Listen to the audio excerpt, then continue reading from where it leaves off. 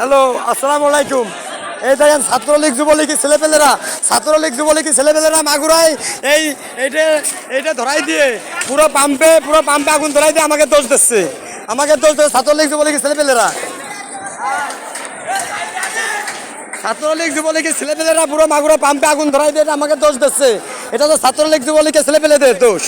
এই দোষ হচ্ছে ছাত্রলীগ যুবলীগের ছেলেপেলেদের। তারা নিজেদের পাম্প নিজেরা আগুন ধরাই দিয়ে আমাদের ছেলেপেলেদের উপর দোষ দিচ্ছে। আমাদের সাধারণ জনগণের উপর দোষ চাপাবে।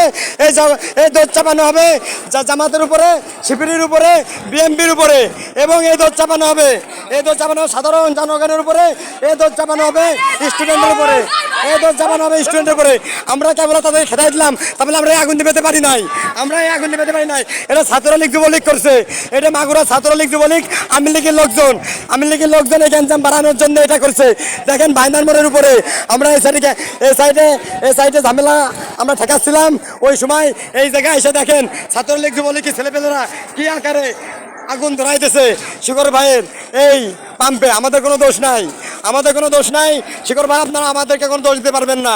আমরা যতখানি বাঁচানোর চেষ্টা করেছি, আপনাদের ছাত্রলীগ যুবলীগের কাছ থেকে আমরা বাঁচাতে পারি নাই।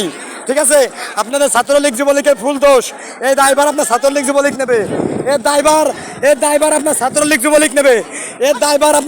যুবলীগ নেবে।